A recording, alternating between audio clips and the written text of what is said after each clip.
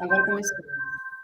Então tá, boa noite a todos. Meu nome é Gabriela Silva Gomes, sou ex-aluno do Instituto Federal Catarinense Campus Santa Rosa do Sul. Vim apresentar o meu estágio que foi realizado na Secretaria da Agricultura e Meio Ambiente de Japirana, onde eu resido. Foi no manejo com a agricultura e pecuária. Meu orientador foi John Córdoba Moraes. Identificação da empresa: nome corporativa Secretaria da Agricultura e Meio Ambiente. Endereço: Rua Inácio Rodrigues. Meu supervisor de estágio foi o Douglas Samuel Bernardo André Leire. Área de atuação: assistência técnica e extensão rural. Período de estágio: 2 de 1 de 2019 a 1 de 2 de 2019, totalizando uma duração de 184 horas. Infraestrutura da empresa. Aqui, como vocês podem ver, uma foto da fachada da empresa, que está ligada juntamente à Prefeitura Municipal de Japirana, onde era uma antiga sala de informática que foi reestruturada e hoje é a Secretaria da Agricultura e Meio Ambiente. Infraestrutura. Ela conta com 3 escritórios, sendo esse escritório do meio o escritório do médico veterinário responsável pela Secretaria da Agricultura. Essa outra imagem onde tem um sofá na frente é o escritório principal, que é onde habita a secretária, que todo documento ou qualquer informação que o produtor precise, ele passa por esse escritório para depois destrinchar ele para os outros escritórios. E essa outra imagem é o escritório do meu orientador, que é o Douglas Samuel, que era o agrônomo responsável pela Secretaria da Agricultura e Meio Ambiente. Tratores. Contava com o Yamar, ano 2002, um tratorzinho simples, com uma TDP baixa, utilizado para fazer desenvolvimento de solos em áreas pequenas, porque a gente, como o município é pequeno, não tem tanta extensão em área, então era utilizado mais para fazer serviços leves. Também contava com o Massey Ferguson 275, ano 94. Esse é um trator mais antigo, porém é um trator com uma TDP mais alta, então era um trator utilizado para acoplar implementos pesados. Também contava com um trator da LS, um trator turbinado, ano 2014. Esse trator era utilizado para serviços pesados e de altas áreas, por ser, como a gente lida com terrenos que não são planos, oscilam bastante, então precisa de um trator bem forte. Implementos. Contava com 2 grades de arrasto, ou em outras regiões é conhecido como GOB, que é utilizado para fazer o revolvimento do solo e preparo do solo para o cultivo.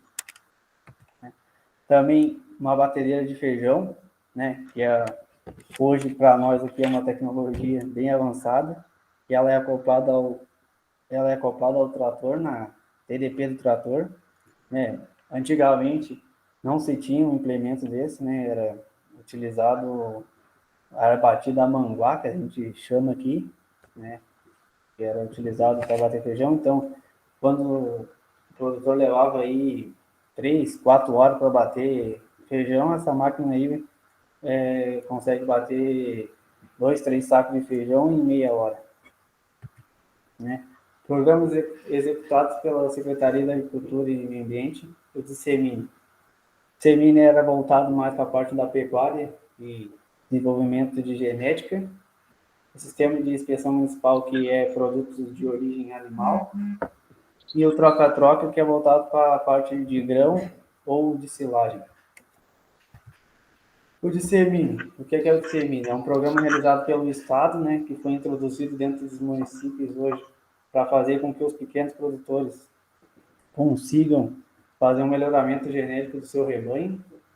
Uma desvantagem desse programa, uma desvantagem para o programa, na verdade, é o deslocamento, porque a gente tem pequenos produtores que moram muito longe. Então, geralmente, o inseminador hoje, para inseminar uma vaca de um pequeno produtor, ele percorre 20, 30 quilômetros. E o preço que a gente está o combustível, isso se torna uma desvantagem para o programa por causa do custo. O manejo, por quê? Porque ele é realizado por um inseminador, é um inseminador que faz a inseminação na vaca. Então, muito por ser, continuando a falar, repeti anteriormente, por ser pequenas propriedades, por ter pequenas cabeças de gado, né? Pouco cabeça de gado, e muitas vezes não tem um tronco de contenção. Então, muitas vezes o inseminador chega na propriedade, a vaca está amarrada num tronco no meio da mangueira e o produtor quer que ele insemine daquele jeito. Então, isso corre um risco de o inseminador se machucar ou até mesmo o produtor se machucar. Então, isso também se torna uma desvantagem. As vantagens, né? É que tem um banco de dados, né? O município consegue saber o que ele está produzindo, se ele está produzindo mais animais de corte, se ele está produzindo mais animais de leite, e consegue ter uma estimativa da propriedade, do que o produtor, quantas cabeças o produtor vai produzir por ano, se ele vai vender esses animais, se ele vai segurar, então tudo ele tem uma estimativa da propriedade. Como ele funciona, né? O produtor vai para a Secretaria da Agricultura e Meio Ambiente e faz a realização de um cadastro, né? Que aí vem os dados pessoais dele, como RG, onde ele mora, né? Como que ele vai utilizar esse sêmen, né? Depois ele faz um preenchimento da ficha que vai daí os dados da propriedade, quantos hectares ele tem, né? Quantas cabeças de gado ele tem, para que ele vai utilizar, se ele quer utilizar o sêmen dele para gado de corte, ou se ele quer utilizar o sêmen dele para gado de leite. Depois que ele faz o preenchimento da ficha e ele se adapta dentro do semine, ele tem direito a 10 doses de sêmen a cada 6 meses. Então, ele pode destinar essas 10 doses como ele quiser. Se ele quiser, cada mês ele ligar para o inseminador e dizer, ó, minha vaca está entrando no cio, se ele ligar de manhã, o inseminador vai ter que ir à tarde, inseminar a vaca dele, ou se ele ligar à tarde, o inseminador vai no outro dia de manhã inseminar a vaca. Ou se o produtor quiser protocolar o rebanho e utilizar as 10 doses de uma vez só, fica a critério deles aí. Qual é o objetivo para dentro do município, né?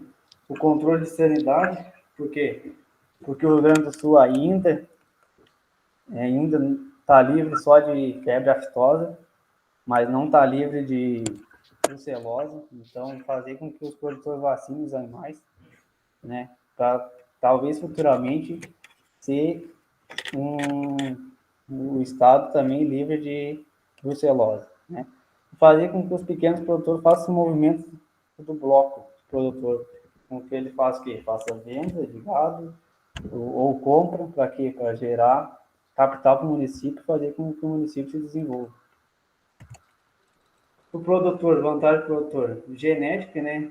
A gente está falando de sêmen, a gente está falando de genética de ponta, então são animais que passam por centrais, né, para ser coletado esse sêmen. Então, para um animal estar dentro de uma central, ele precisa ter todas as características da raça. Então, não é qualquer animal que vai para uma central para ser coletado o sêmen, são só os melhores. Então, a genética é totalmente de ponta, de qualidade. O custo do produtor hoje, né, é praticamente zero, porque o que ele tem que fazer? Ele tem que simplesmente ir até a Secretaria da Agricultura e realizar o cadastro dele. As raças, né, o dissemínio hoje conta com 9 raças, sendo elas 4 de leite e 4 de corte, sendo essas raças Aberdeen Angus de corte, Aberdeen Angus, Hereford, Braford e Devon, e de leite holandês, Jersey, Cindy e Girleiteiro. Então, uma desvantagem é a diminuição das exigências. Por quê? Porque o dissemine hoje só se enquadra os produtores que têm menos de 100 hectares. Então, os produtores que têm mais de 100 hectares hoje não se enquadram dentro do dissemine. Então, isso é uma desvantagem, né?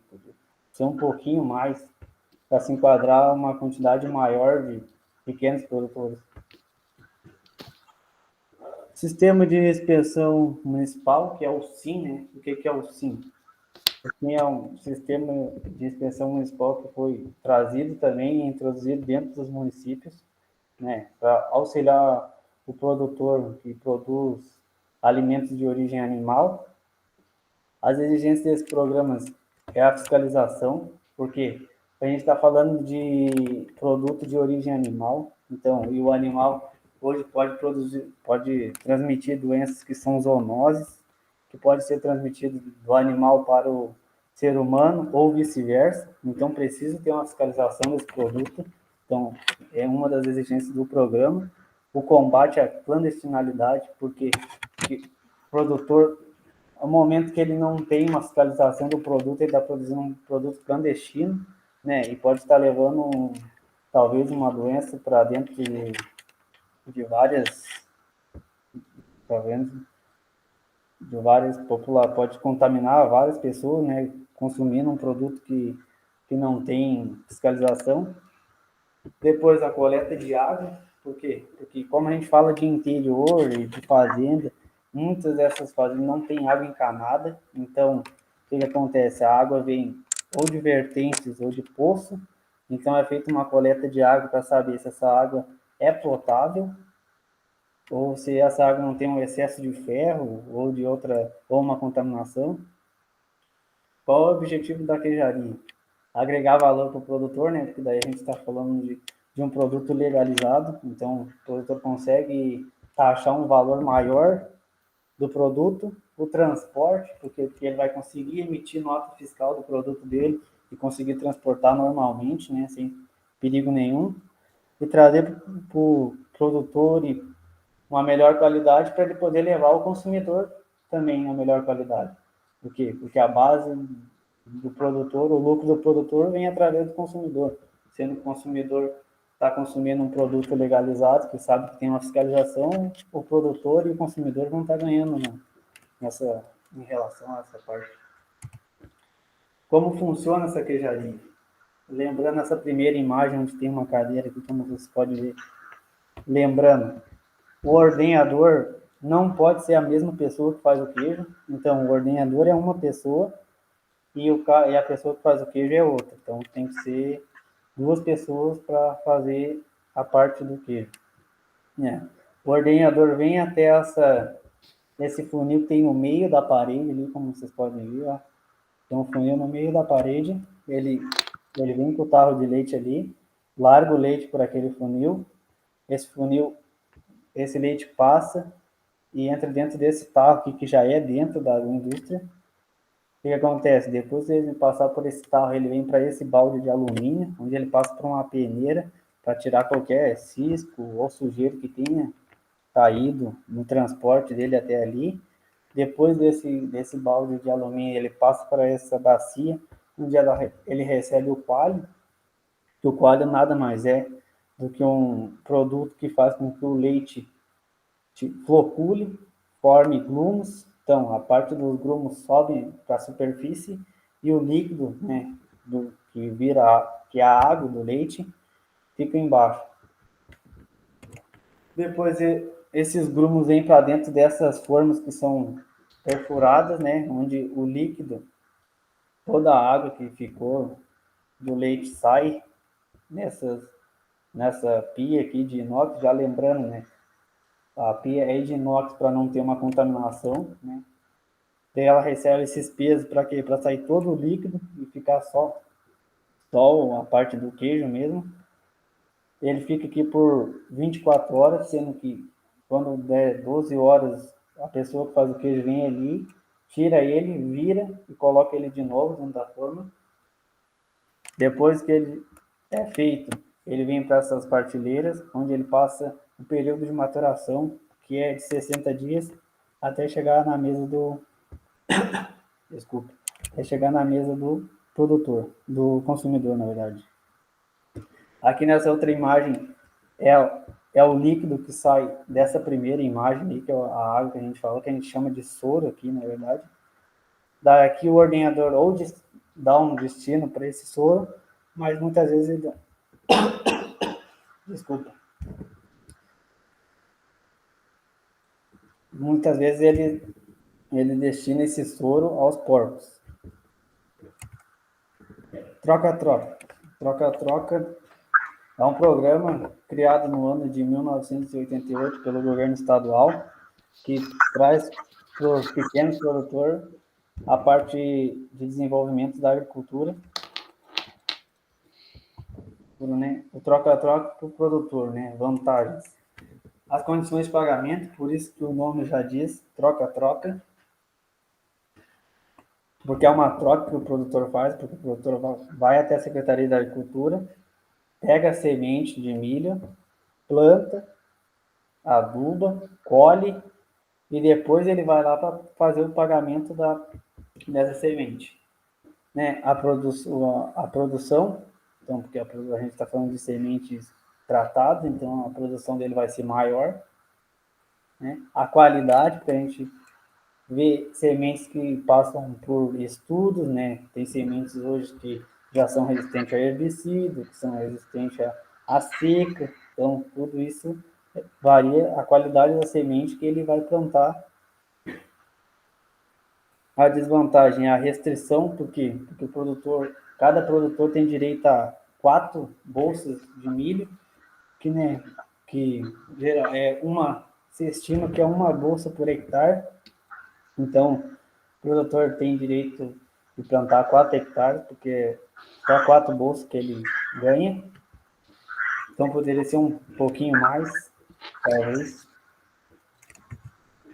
Aqui, como vocês podem ver, duas imagens, né? A gente está falando de sementes tratadas, só que a semente em si não faz milagre. Então, aqui é uma lavoura onde o produtor plantou a semente, fez adubação, fez análise de solo, usou herbicida, usou ureia, tudo certinho. A produção dele veio parelha, é um milho que tem regula de tamanho. E aqui nessa outra imagem, vocês podem ver, é uma lavoura que o produtor simplesmente plantou e achou que a semente iria se desenvolver por conta. Teve competição com daninha, aonde tinha mais nutrientes no solo, a planta se desenvolveu bem. Aonde teve competição com daninha, a planta terminou competindo e perdendo a daninha e terminou morrendo. Então, praticamente, o produtor perdeu essa lavoura inteira. Né? Serviço de patrulha agrícola. O que é o serviço de patrulha agrícola? É um órgão que está dentro do município, né, dentro da Secretaria da Agricultura, né, que auxilia o produtor, que auxilia aos pequenos produtores, né, que não têm condições hoje de ter um trator, né, e não é viável também ter um trator aí para plantar 1 hectare por ano, então não é viável para ele. Então a Secretaria da Agricultura dispõe aqueles tratores que vocês viram anteriormente e os implementos para o produtor com um custo bem baixo, né? E como que o produtor faz para participar? Primeiro, que ele tem que ter um bloco de produtor, né? Para comprovar que ele vive daquilo ali. Depois ele realiza um cadastro onde vai, né, os dados pessoais dele, quantos hectares ele tem de lavoura, o que ele pretende plantar futuramente. Né? Atividades diárias, né?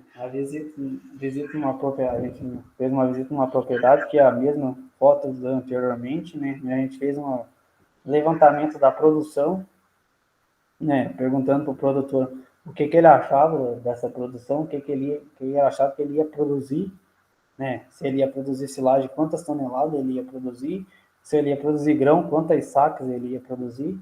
Também vi a qualidade da semente, se ele gostava, se ele estava gostando da qualidade da semente que ele tinha pegado.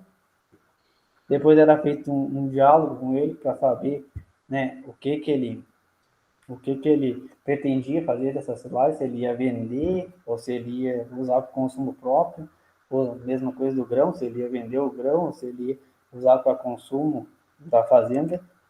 Depois era feito um questionário se o produtor tinha feito análise de solo, se ele tinha feito adubação, calcário. Desculpa. Se ele tinha feito. Se ele tinha utilizado calcário, se ele tinha utilizado herbicida, tudo isso foi feito um questionário para o produtor. Né? Também nas atividades, eu participei de um período de seca na minha região, né? Então a gente pode ver nessa primeira imagem que o milho está meio enrugado, meio fechado, por quê? Porque O milho, ele captura nutrientes do solo através das raízes. Então, as raízes pegam os nutrientes, mandam para a base, né, que é o pé do milho, e da base ela manda para as folhas para fazer o desenvolvimento da planta. No momento que ocorre uma seca, que o solo está ressecado, que não tem mais nutriente, o que, que acontece? A planta começa a tirar das folhas para manter a base. Então, ela começa a retirar das folhas os nutrientes para manter a base, para essa planta não morrer. Conforme ela vai indo e não vem a chuva, ou o produtor não tem uma irrigação, né, para nutrir a terra novamente, ela vai tirando até a planta morrer. Aí aqui nessa outra imagem, como vocês podem ver, é uma lavoura de plantio direto, né, que estava num estágio recém-desenvolvendo a planta do milho, então sofreu bastante. Depois eu até conversei com o produtor, ele disse que foi bem baixo a produção dessa lavoura. Análise de solo, né? O que é análise de solo? É utilizado como uma ferramenta, né, para saber o diagnóstico de fertilidade do solo, né? E qual é a sua função hoje? Trazer alternativa para a lavoura, né? Fazer com que o produtor tenha alternativas do que ele vai plantar nessa lavoura, qual é a acidez do solo dessa lavoura, qual é o pH, né? Traz um benefício para os produtores, por quê? Porque o produtor não vai ter que gastar, né, talvez o que não é necessário. Vantagem para o produtor, melhor controle, ele tem um controle da produtividade dele, porque o pH do milho hoje é de 6, então ele vai olhar na análise de solo qual é o pH do solo dele e vai elevar até chegar na cultura do milho, que é aquele que quer plantar. O custo, né? Porque a análise, volto a dizer, a análise faz com que o produtor não gaste à toa. Porque muitas vezes se o produtor não faz uma análise de solo, ele diz, eu vou botar 10 toneladas de calcário em cima da minha lavoura, e muitas vezes se ele fosse fazer uma análise de solo, essa análise de solo ia pedir 5 toneladas, então ele estaria botando 5 toneladas a mais, e o custo dele seria muito mais alto. Então, ela auxilia, né, e faz com que o produtor consiga minimizar os custos, né, e faz com que o produtor tenha um planejamento, porque o planejamento que eu quero falar, né, se o produtor, mas eu esse ano estou muito apertado, eu não quero botar calcário, não quero botar nenhum tipo de fertilizante no solo, então ele vai pegar, vai fazer uma análise de solo, vai ver o pH do solo dele, vai achar uma cultura que consiga se desenvolver naquele pH. Ele tem uma alternativa, ele consegue fazer um planejamento do que ele vai plantar naquele ano, né? A desvantagem ainda é o desconhecimento, né? Como eu participei, fui em várias propriedades, né? E questionei os produtores. Muitos produtores ainda não sabem o que é uma análise de solo. Então, né? Mas a gente diz, mas o Google hoje tem tudo. Mas produtores, pessoas mais antigas que não lidam com a tecnologia, acabam se prejudicando, de certa forma. E a informação, então, porque é importante levar a informação hoje para o produtor, né? Dizer, uma análise de solo serve para isso, isso e aquilo. Ajuda o senhor a minimizar os seus custos, ajuda o senhor a produzir mais, né? Fazer com que a sua cultura produza mais. E isso tudo é uma troca de informação. Né? Visita um confinamento de bovino, né? O objetivo dessa visita era auxiliar o produtor, porque o produtor nunca tinha lidado com bovino de corte, ele estava entrando no ramo agora, então a gente foi lá para auxiliar ele, para dizer o que ele teria que fazer no confinamento, como é que ele teria que lidar com os animais. Daí observar as instalações, se as instalações deles se era de acordo com o confinamento, né, se ela se encaixava no confinamento, e como a gente pode ver, ele é um confinamento coberto, né, as vantagens, né, por ser um confinamento coberto, o bem-estar animal, porque daí o animal não fica no tempo. Então, porque muito confinamento é a céu aberto, daí o animal leva a chuva, vira um lodo, começa a barro, então tem um estresse animal. Então, aqui, nesse confinamento, o animal está protegido da chuva, do calor, então o bem-estar animal dele é bem relativo. O melhor manejo dos animais, porque o centro de manejo já é dentro do confinamento, então fica fácil das pessoas manejar os animais ali dentro, sem ter um estresse do animal.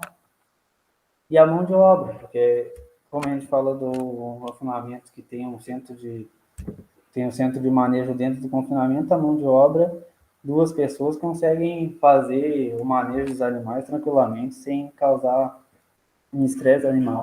A desvantagem de um confinamento desse é o custo, né? Porque o custo é muito alto, né? Não tem o atendimento, né? A gente foi visitar esse produtor, eu fui juntamente com o veterinário da Secretaria da Agricultura. Então, hoje, para ter um confinamento, precisa ter, no mínimo, uma pessoa um zootecnista que faça o balanceamento da alimentação desses animais, né? Para te não estar desperdiçando e não estar gastando à toa, e um veterinário para a parte de sanidade animal, né? Então é preciso ter um médico veterinário que assine por esse confinamento. E o manejo dos boxes, por quê? Porque a gente está falando de cama, então tinha serragem dentro desse confinamento. Quando a gente tem serragem, o revolvimento das camas tem que ser diariamente, e o produtor que estava criando esses animais, ele não estava fazendo diariamente. O que acontece quando ele não faz? Os animais estão ali, 80 animais dentro de um box, então eles defecam bastante. Então, se ele não faz o revolvimento da cama diariamente, as fezes ficam ali em cima, as moscas começam a sentar nessas fezes e começam a desovar ali. Quando o produtor vê, ele está com uma infestação de mosca do chifre, mosca do berne, os animais cheios de, de parasitas, né? Que não é desejado, então ele teria que fazer o revolvimento dessas camas diariamente. Aqui é como os animais chegam, então os animais chegam e desembarcam por esse corredor aqui, ó. Depois deles passar por esse corredor, eles passam nessa imagem do meio, que eles passam por um tronco de contenção, onde é colocado um brinco de identificação no animal, né? E visto o score desse animal, como é que ele tá, se ele não tem nenhum machucado. Depois que ele passa por esse tronco, ele vem para essa outra imagem aqui, onde vocês podem ver que é inteira, mas ela está dividida em 3 boxes, né? Que ela está aberta, porque os animais tinham recém saído dali, mas elas são divididas em 3 boxes, que é um período de quarentena. O que é um período de quarentena? Período de quarentena, os animais ficam ali 40 dias se adaptando à alimentação, ao clima, né? Ao clima, ao estresse, né? Porque o animal muitas vezes vem de longe, então no transporte eles ali causam um estresse animal, então ele fica um período de 40 dias se adaptando ali. Desculpa. E também para esse animal, se ele tiver alguma doença para apresentar, ele apresenta juntamente com esses animais para não correr um risco dele contaminar os animais que já estão nesse confinamento há mais tempo. Então ele passa um período de quarentena, ele vai ser avaliado, vai se adaptar à alimentação, vai ter água potável, né? E aqui, como vocês podem ver na imagem, ó, é como eu falei anteriormente, ele não fazia o revolvimento das camas.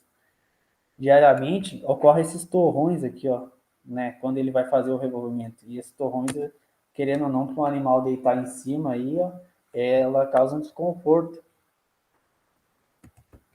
Né? Depois os animais que eles passavam por período de quarentena, eles entravam dentro desse box onde eles teriam alimentação e água potável com frequência. Né? Também pude participar da parte sanitária dos bovinos, né? Que foi uma visita que a gente fez, juntamente acompanhado com o médico veterinário da Secretaria da Agricultura, que foi vista a tristeza parasitária bovina. O que é a tristeza parasitária bovina? É um complexo de doenças muito frequente no país, né?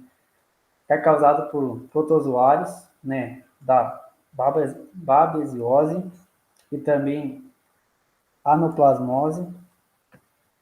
E o diagnóstico dessa doença através de febre. Como é que a gente vê que um bovino hoje está com febre se a gente não, caso não tenha um termômetro, né? O animal tem a mucosa dele, né, ressecada, então tu vai passar a mão na mucosa dele, vai estar bem ressecada. Anemia, a anemia a gente vê através do olho, né, o olho bem esbranquiçado, ou nas fêmeas, na vulva, a gente abre a vulva dela e vai ver que está bem amarelado, não vai estar rosado como era para ser. Então ela vai estar bem esbranquiçada, isso é um indício que ela está com anemia. E a redução da ruminação.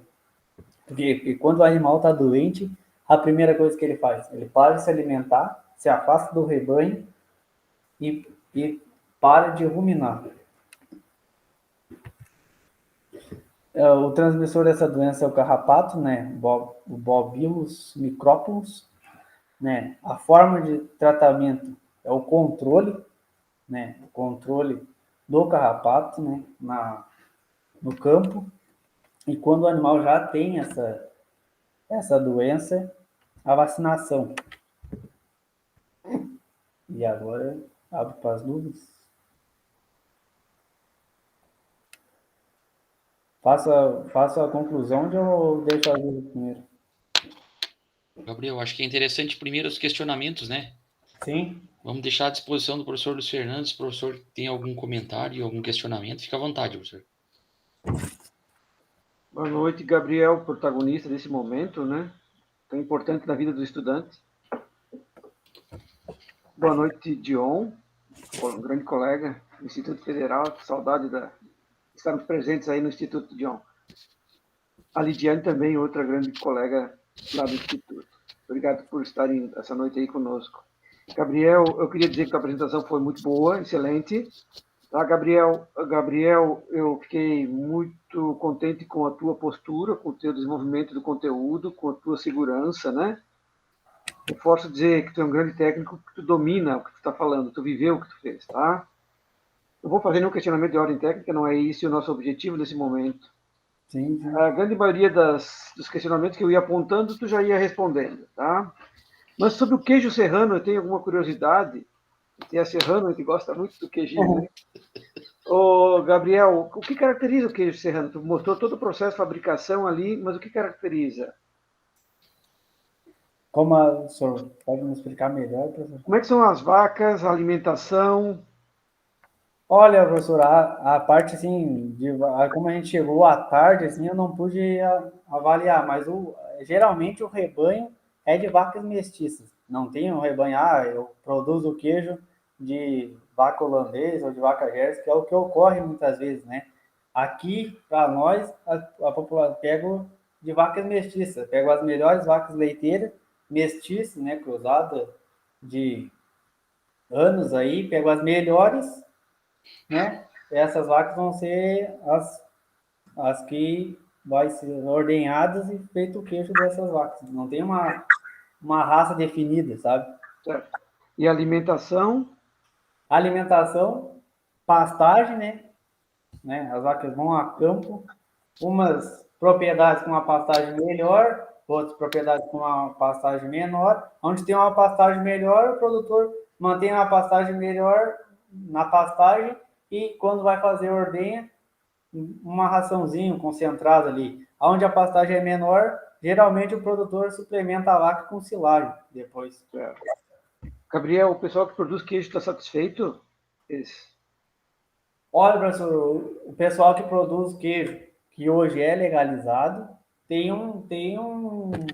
tá bem satisfeito, sabe? Que agregou bastante valor ao queijo, sabe? Certo. O produtor está conseguindo vender bastante o queijo. Só de curiosidade, tá quanto o quilo do queijo hoje? Claro que agora é verão, né? Olha, eu tive conversando com uns amigos meus, né? Sim. Até semana passada. Tem gente vendendo a 28, mas tem gente vendendo até a R$ 35 o quilo do queijo hoje. Tá bom.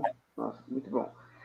Gabriel, e me chamou a atenção que vocês estão seminando aí As zebuínas que eu vi foi o Cindy e o gir leiteiro, né? O Cindy Isso. está entrando bastante aí na região, né? O produtor ainda não conhece o Cindy, sabe, professor? É, Então, como o inseminador é um cara que dominava bem a raça, ele estava certo. tentando introduzir nas pessoas que ele tinha mais afinidade, mostrando a raça, né? Mas ainda eu não pude ver das inseminações que foi feito de Cindy, né? A hora que produzir, para nós ver como é que o produtor Certo. vai reagir, sabe? Tá começando, É né? uma raça que não está introduzida, né? Certo, Tem umas inseminação, mas bem pouco. certo. Gabriel, desde quando o Rio Grande do Sul é livre de febre aftosa sem vacinação? Ah, professor, data exata eu não sei, mas Não, não, ninguém sabe, mas pesquisando, mas parece que Deus do ano passado já está livre de febre aftosa. ok. Era isso, Gabriel. Quero dizer que eu estou satisfeito com a tua defesa, tá? E fico Sim, feliz por tu estar concluindo o teu curso técnico agrícola, tá bom? tá, beleza. Obrigado, John, por ter me indicado para fazer parte da banca aí. Tá? Ô, Gabriel também, tá bom? Valeu, Tchau. professor. opa, professor. Não, na verdade, quem tem que agradecer somos nós, amigo. A disponibilidade de estar participando. E, Gabriel, na verdade, assim, primeiro de tudo, estamos contentes, né? Porque Sim. conseguimos concluir essa etapa, né, homem? Que, mas foi difícil, né, tio? Foi, Putz, grilo, né, homem? né?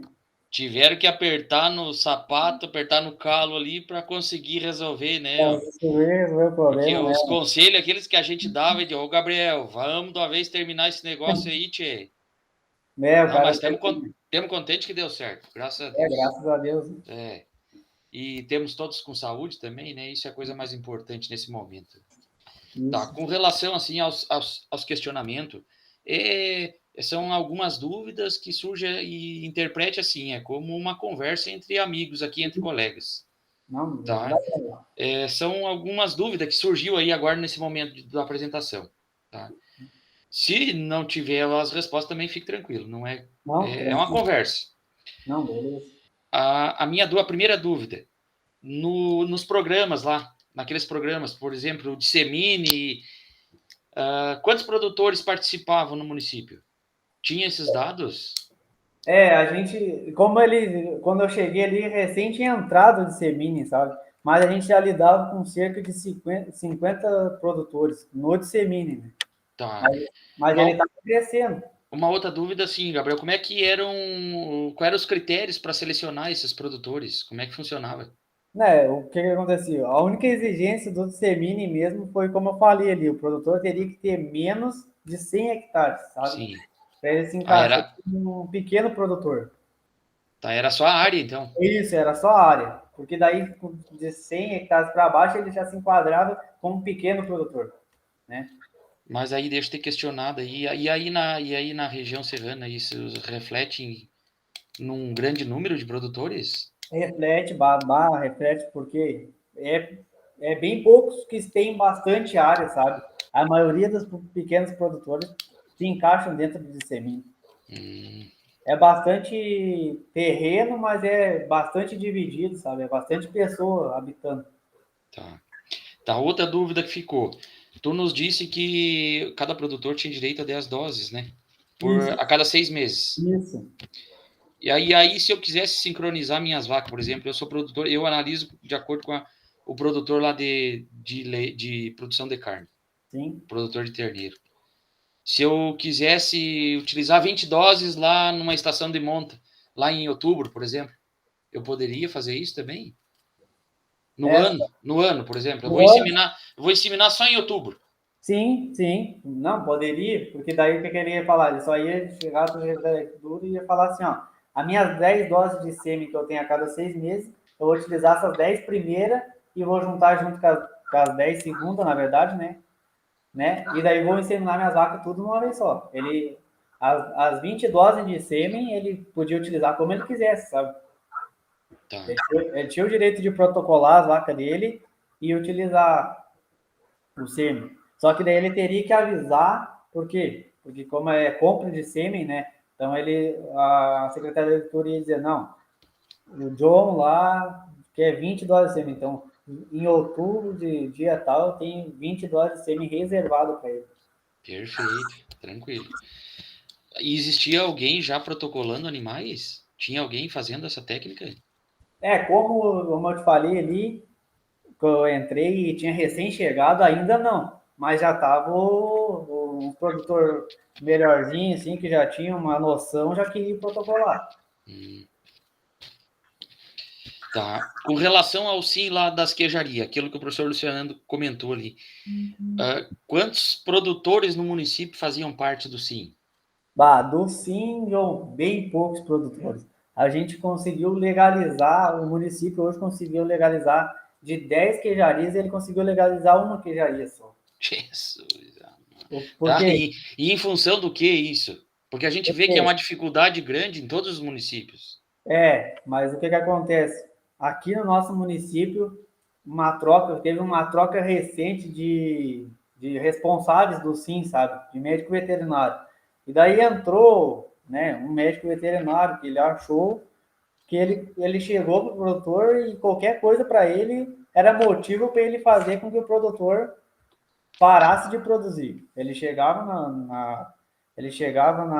na queijaria e simplesmente ele se implicava com qualquer coisa que ele via lá. E daí isso começou a gerar um atrito entre os produtores, sabe? Com esse responsável. Daí muitos produtores, depois que trocou de responsável, a gente visitou uns proprietários, eles estavam bem decepcionados com isso, sabe? Por quê? Porque eles podiam resolver, tipo, tu precisa arrumar tal coisa. Tá, mas eu te dou 30 dias para te arrumar isso daqui. E não chegar lá e dizer, tu tem que arrumar hoje, que se amanhã eu vim aqui e não tiver arrumado, tu não produz mais. Então daí a gente começou de novo a puxar o produtor de volta para dentro do sim, sabe? E os produtores tinham se afastado. Tá? Por exemplo, essa queijaria que tem lá, essa única que é legalizada pelo SIM, os valores de comercialização são diferentes? São, né? E daí a gente está falando de um produto que tem um selo, né?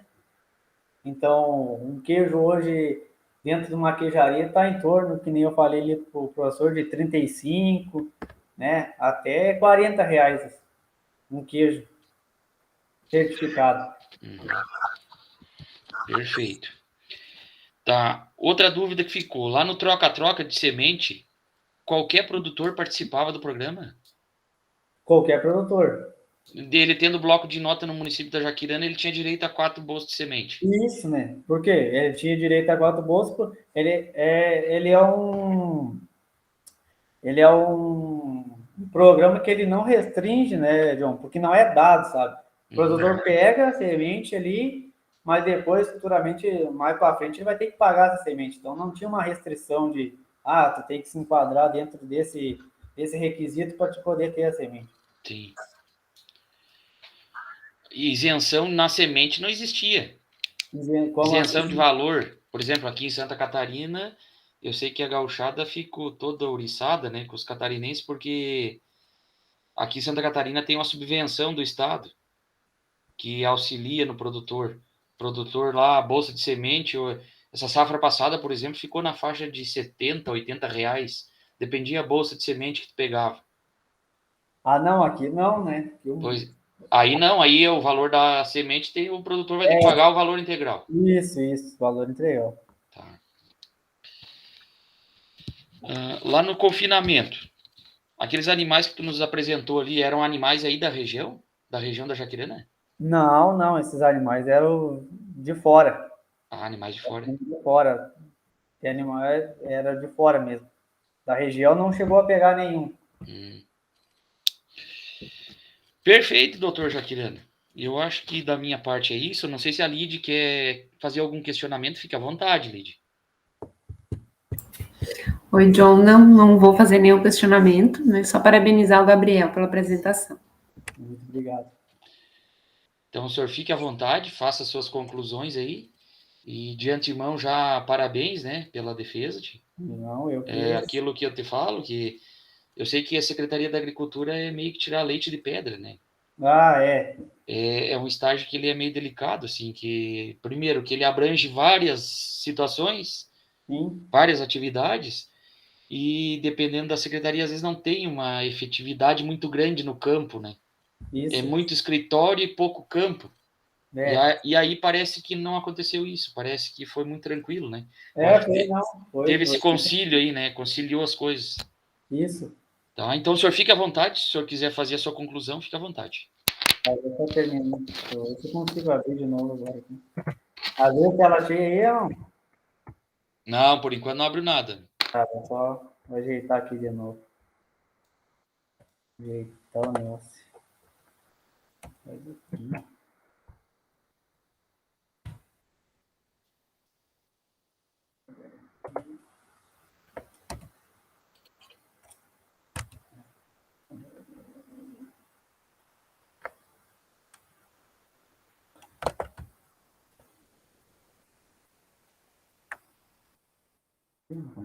Travou tudo.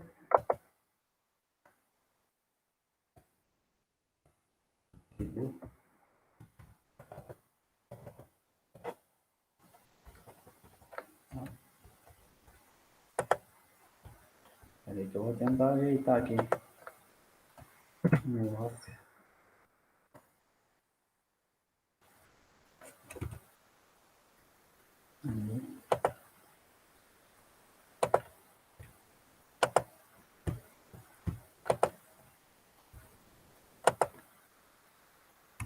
Ali, voltou a tela cheia?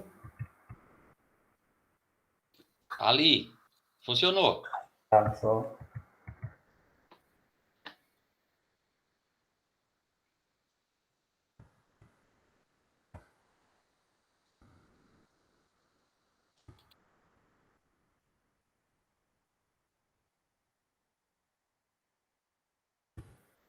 Considerações finais, né? Queria dizer que hoje o técnico é uma profissão bastante importante, né? Que a gente falou ali atrás, né? Ainda tem produtores que têm o desconhecimento de certas coisas e talvez o técnico hoje possa auxiliar esses produtores, né? Não, né? Talvez vivenciar mais a lida do produtor, que a gente diz, né? Não só ir lá e dizer, o senhor tem que fazer isso e aquilo, e virar as costas e ir embora, assinar uma folha, carimbar e pronto. Se o produtor fizer, fez, se não fizer, adeus. Né? O técnico tem que auxiliar mais o produtor, tem que estar mais junto com o produtor, sabe? Pegar essa parte teórica que a gente vê e prática que a gente vê na escola e chegar ao produtor e junto com o produtor, né, achar alternativas, né, para quê? Para fazer o produtor crescer, fazendo com que o produtor cresça, o técnico está crescendo junto, porque uma coisa leva a outra. O produtor não vai crescer sozinho. Se o produtor está crescendo, ele vai querer ver o técnico dele lá atrás crescer junto com ele. E a mesma coisa o técnico. O técnico tem que pensar assim, eu quero crescer como técnico, eu tenho que levar o meu produtor junto. Eu tenho que fazer com que o meu produtor cresça para mim crescer. Então, hoje, né, a escola técnica é uma escola que é importante, né? E o curso técnico é uma área bastante importante, né? Eu vivenciei essa parte de cursar um curso técnico e hoje estou no meio dos produtores, né? Auxílio alguns produtores hoje, né? E a gente vê que o produtor ainda é bastante carente, então. E a parte de teórica e a parte prática é uma coisa que precisa ser mais debatida dentro das escolas técnicas, né? A parte mais de prática, né? E auxiliar realmente os técnicos que querem seguir carreira, auxiliar eles a participar mais da parte diária, assim, do produtor, ver como é que o produtor trabalha hoje, né? Participar juntos, hoje eu vou lá na fazenda de fulano e vou trabalhar junto com ele para ver como é que funciona. Porque chegar lá para o produtor hoje, chegar para um produtor, o cara sabe que quem trabalha, e o John que trabalha com bovino de corte, né, com terneiro, né, sabe que é correria. E um técnico chegar lá já sabe, e o produtor sabendo que é uma correria, e o técnico encher ele de coisa, o senhor tem que fazer isso, fazer aquilo, e virar as costas e ir embora, ele não vai fazer tudo aquilo que foi dito para ele, por quê? Porque o dia a dia dele já é corrido, né? Então, o técnico tem que ir lá e, mano, hoje eu vou tirar o meu dia para lhe auxiliar, para lhe ajudar, para nós ver como é que está funcionando essas lavouras, como é que está funcionando o seu gado, essa parte. Então, participar, por exemplo, um dia de campo, junto com o produtor, que é aí que o produtor vai ter a seguinte noção, de que se ele crescer, o técnico vai crescer. Se o técnico crescer, o produtor vai crescer. E vice-versa. Né? Agradecer, né? Primeiramente, quero agradecer a Deus, né? Que sem ele, o cara hoje não é praticamente nada. Né? Agradecer ao professor Luiz Fernando aí por ter sido a minha banca, né? Que é um cara que hoje eu tenho admiração total, né? Pude aprender muito com ele no momento em que, nos anos que tive dentro da escola, né? Consegui extrair bastante coisa, né? Tudo que eu tinha dúvida eu perguntava para ele, então é um cara que eu tenho uma consideração enorme, só tenho a agradecer aí a ele.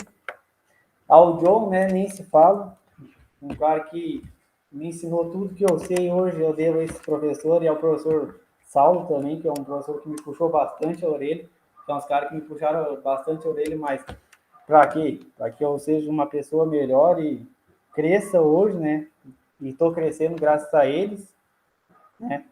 E dizer que é um cara que eu pude extrair bastante coisa, né? Me ensinou tudo que ele sabe e sei que se eu precisar dele aí, é só aprender o grito, ele dá um jeito. Um cara que me largou praticamente empregado, né? Depois que terminei o curso, ele me largou empregado. Tive um tempo trabalhando na parte de ovinos, graças a ele, né? Que ele conseguiu. Infelizmente não deu certo, mas o barco segue, né? Eu acho que de parte era isso daí.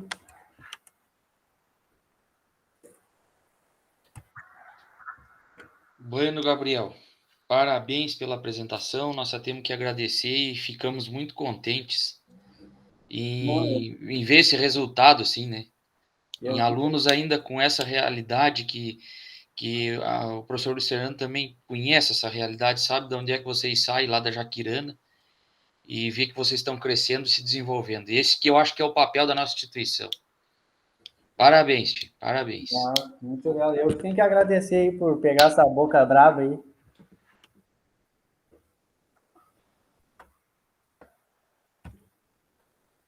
Isso daí não sei se tem mais alguma coisa. Não sei se meus colegas têm mais algum questionamento ou alguma explanação, senão nós podemos encerrar. Pode encerrar, John. Gabriel, então, muito obrigado por enquanto. Um abração aí. Conte com os amigos sempre, homem. Amigo é pro resto da vida, homem. Eu que agradeço, sabe? E lhe digo mesmo, né? Tanto para o professor, quanto para a Lide, quanto para o professor Luiz Fernando, né? Precisando de mim é só aprender o grito que o que tiver ao meu alcance aí, sabe que não tem rosto. Tá bueno. Muito obrigado. Só vou te pedir um detalhe, então, homem. Se o senhor puder sair fora agora da apresentação, para mim conversar com o professor Luiz Fernando, só para nós já fechar a nota aqui. Tranquilo. Tá? E depois daí, se tu quiser ver a nota ainda, se precisa disso, ver nota ainda, não sei se precisa. Não. Tá, vai estar disponível lá no CGEX, tá? Agora, quando o senhor me manda depois pelo Tá. WhatsApp, tá tudo certo. Tranquilo, então. Tranquilo. Um abraço aí, tudo de bom. Tudo de bom pra ti também, amigo. Uma Sucesso aí, cara. Uma hora dessa eu apareci pra nós. Apareça pra nós tomar o mate e comer a carne junto. Tá, beleza. Um abraço. Um abraço, professor.